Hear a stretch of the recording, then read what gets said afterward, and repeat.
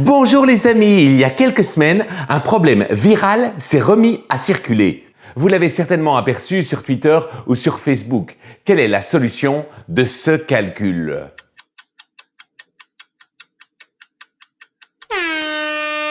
Plutôt 1 ou 9? Bien sûr, tout le monde est d'accord pour effectuer en premier lieu les parenthèses. Mais ensuite, qui est prioritaire? La multiplication? La division? Ou même le sens de la lecture? Heureusement, il y a quelques jours, Michael a mis tout le monde d'accord, en expliquant dans cette excellente vidéo que finalement, tout le monde peut avoir raison. Après tout, ce n'est finalement qu'une question de convention. Si vous ne l'avez pas encore vu, foncez, comme toujours avec lui, c'est toujours très instructif. Les deux symboles typographiques qui ont donné leur nom aux deux héros de Goscinny et Uderzo, Astérix et Obélix. Mais en l'écoutant, ça m'a fait penser à une autre histoire assez incroyable qui s'est déroulée il y a 2 ans en région toulousaine. Elle est malheureusement passée un peu inaperçue, alors que j'adore chaque fois que David rencontre Goliath. Nous sommes à la fin de l'été 2018. La célèbre firme Auchan organise sur son Facebook un jeu concours. C'est la veille de la rentrée scolaire et les spécialistes du marketing de l'enseigne décident d'offrir un pack très alléchant. Un ordinateur accompagné d'une imprimante et d'un pack Office.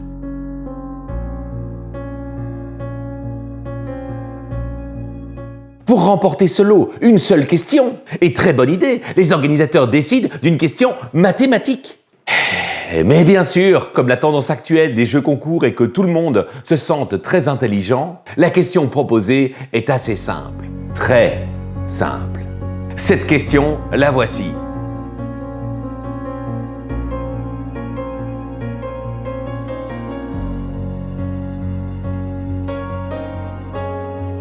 En une demi-seconde, le premier indice vous indique que l'ordinateur vaut 5, et donc vous en déduisez que l'imprimante fait 3. Et si 3 plus 2 souris égale 7, c'est que forcément la souris vaut 1. Bref, le dernier calcul se résume à 3 plus 1 plus 5, soit 9. Bon, là, je pourrais disserter avec vous longtemps sur l'abrutissement des jeux concours. Non mais c'est vrai quoi. Que les gens du marketing proposent des énigmes pour que la majorité des personnes trouvent la bonne réponse ne me dérange absolument pas. C'est toujours valorisant de pouvoir résoudre un problème. Mais comme disait déjà Sénèque dans une lettre à Lucilius, « À vaincre sans péril, on triomphe sans gloire ». Soit. Les réponses affluent, près de 5000 en quelques jours.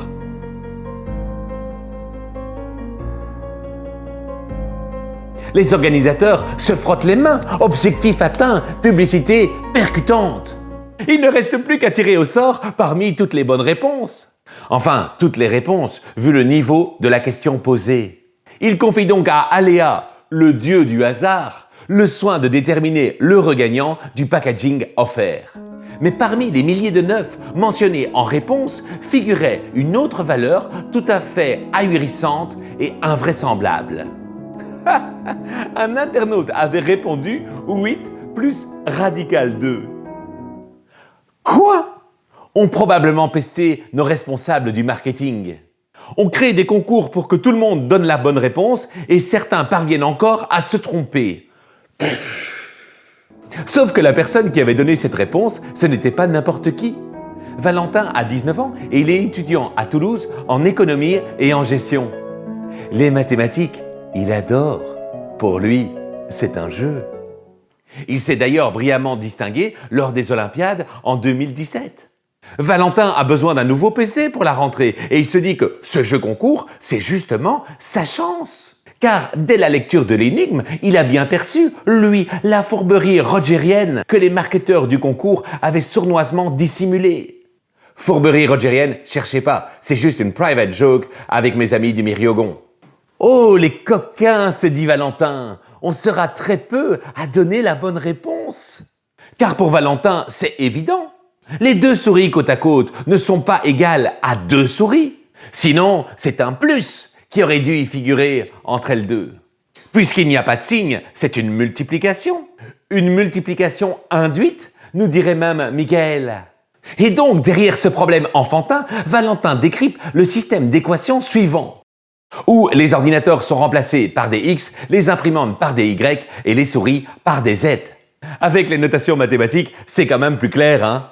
Bon, les deux premières lignes nous donnent de nouveau 5 comme valeur de x pour l'ordinateur et 3 comme valeur de y pour l'imprimante. Jusque-là, aucun changement. Mais la troisième ligne, elle a muté. Il ne faut plus comprendre y plus 4z est égal à 7, mais bien plutôt y plus z carré est égal à 7. Autrement dit, y plus 2z carré est égal à 7. Et puisqu'on connaît déjà la valeur de y, il suffit de résoudre 2z carré est égal à 4, autrement dit, résoudre z carré égale 2. Comme Valentin suppose arbitrairement que les valeurs à déterminer doivent être positives, il trouve que la valeur de la souris, ce n'est pas 1, mais bien radical 2. Ordinateur, imprimante et souris valent donc bien 8 plus radical 2 et non 9. C'est QFD. En plus, Valentin ne fait pas que balancer la seule et bonne réponse rigoureuse mathématiquement. Il explique même dans son commentaire pourquoi il a raison.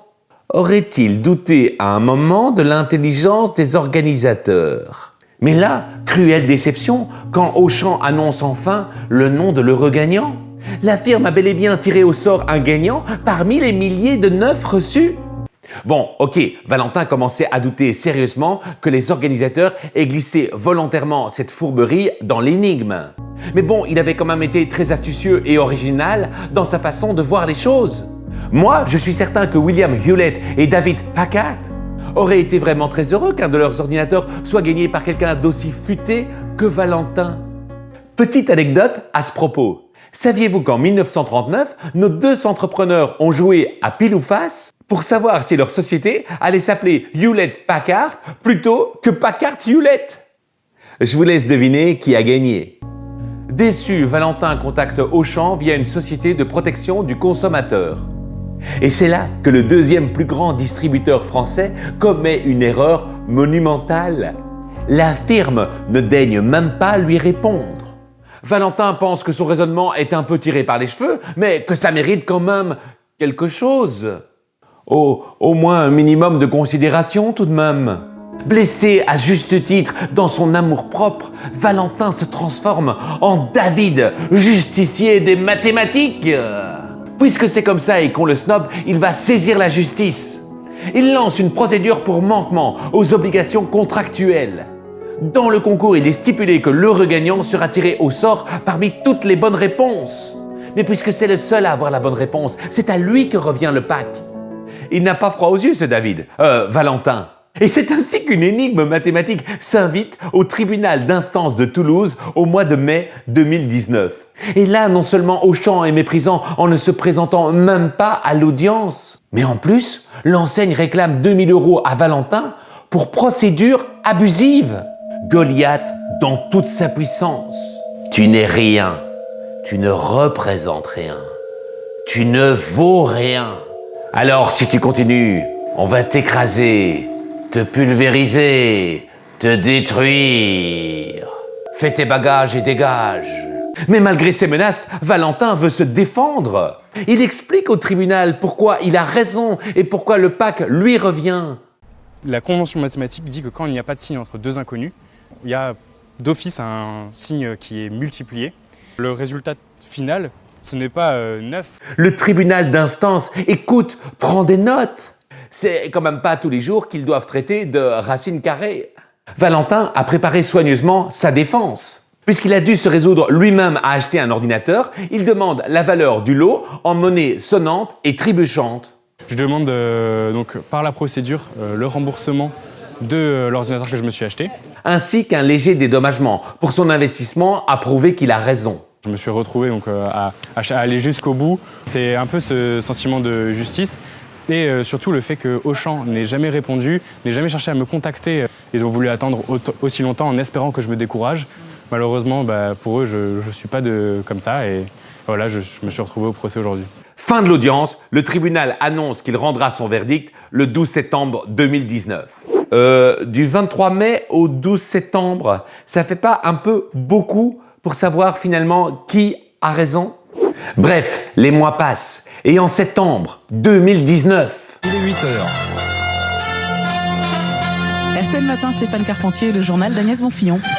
Toute l'actualité d'abord, ce matin, il fallait oser le faire. Un étudiant toulousain a attaqué le groupe Auchan pour un jeu concours. Oui, à 19 ans à peine, Valentin vient de remporter son procès contre l'enseigne.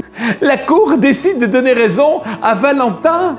Il gagne son procès. Encore une fois, David vient de terrasser Goliath.